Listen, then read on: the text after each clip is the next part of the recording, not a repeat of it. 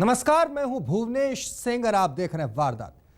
आज वारदात में प्लेटफॉर्म नंबर 4 की बात हम करें उससे पहले मैं आपको बता दूं कि रविवार को वारदात स्पेशल सीरीज में दिखाए गए हमारे खास कार्यक्रम कोई लौटा दे में दिल्ली के आमिर खान की स्टोरी पर राष्ट्रीय मानवाधिकार आयोग ने गृह मंत्रालय और दिल्ली पुलिस को नोटिस जारी कर दिया। जी हां, वारदात की स्पेशल सीरीज में हमने आपको दिखाया था कि किस तरह 1996-97 में दिल्ली, गाजियाबाद और रोहतक और सोनीपत में हुए करीब 22 धमाकों के सिलसिले में आमिर को मास्टरमाइंड बताया गया था। इसके बाद वे पूरे 14 साल तक जेल में रहा, लेकिन 14 साल के बाद अदालत ने उसे बेकसूर मानते हुए रिहा कर दिया।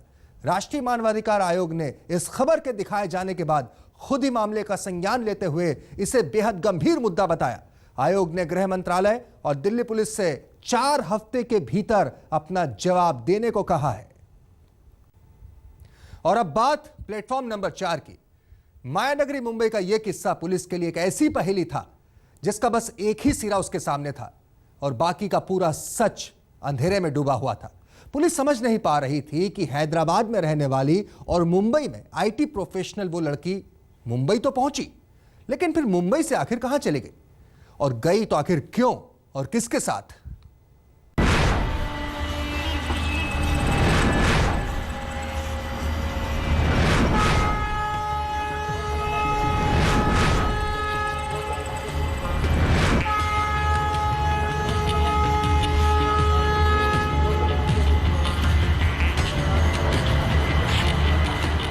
विशाखापट्टनम एक्सप्रेस अपने तय वक्त पर प्लेटफॉर्म पर आकर रुकती है।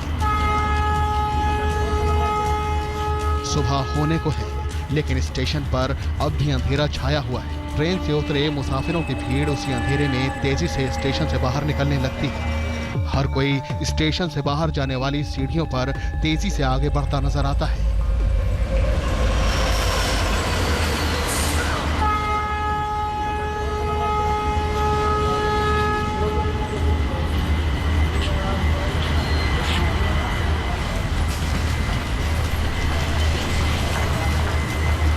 सिवाय एक लड़की को छोड़कर उसी ट्रेन से उतरी एक लड़की भीड़ से हटकर वहीं प्लेटफॉर्म से बाहर जाने वाली सीढ़ियों पर टिक कर खड़ी हो जाती है। आने जाने वालों से बेपरवाह वो वहीं खड़े खड़े अपने मोबाइल की स्क्रीन पर उंगलियां चलाने लगती है। शायद वो वक्त काटना चाहती है।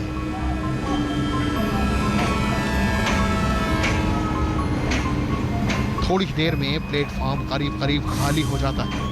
इक्का दुक्का मुसाफिरों और रेलवे के कर्मचारियों के अलावा वो लड़की ही उस प्लेटफॉर्म पर रह जाती है। प्लेटफॉर्म से परे सीढ़ियों पर खड़े होकर वो कभी आसमान देखती और कभी इधर उधर। शायद उसे दिन निकलने का इंतजार है। मोबाइल से खेलते खेलते वो लड़की अचानक हरकत करती है और करीब से गुजर रहे एक शख्स को टोकती है। वो शायद रेलवे का कोई कर्मचारी है। इसीलिए लड़की के सवालों का पूरी शिद्दत के साथ जवाब देता है। दोनों के सवाल जवाब में करीब 15 मिनट गुजर जाते हैं और फिर वो रेलवे कर्मचारी लड़के के तमाम सवालों के जवाब देकर वहां से चलता बनता है। लड़की एक बार फिर अपने मोबाइल की स्क्रीन पर नजरें टिका देती है। उसकी उंगलियां वैसे ही हरकत करने लगती हैं। अंधेरे में डूबे सुबह के सन्नाटे में अचानक उस लड़की के पास एक शख्स रुकता है। वो लड़की उस अजनबी से भी बातें करती है और थोड़ी ही देर बाद वो अजनबी शख्स उस लड़की का बैग हाथ में लेकर प्लेटफॉर्म से बाहर जाने के रास्ते पर आगे बढ़ जाता है। वो अनजान शख्स आगे आगे और लड़की पीछे पीछे। वो शख्स उस लड़की के साथ स्टेशन के बाहर की पार्किंग की तरफ जाता है। अचानक पार्किंग के अंदर मोटरसाइकिलों के बीच से गुजरते हुए दोनों रुक जाते हैं।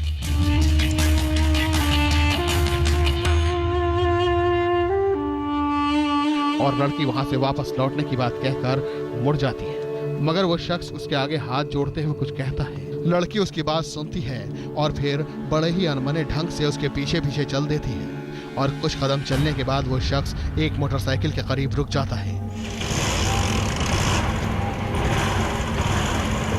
वो लड़की को बाइक पर बैठाता है और पार्किंग से निकलकर सुनसान सड़क पर चल देता है।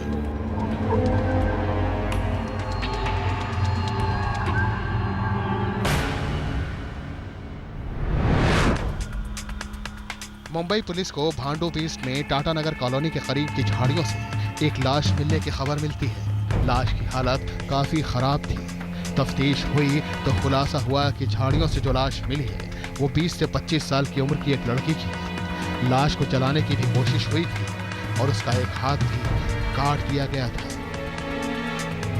आरिस चंद्रा, मुंबई आज तक।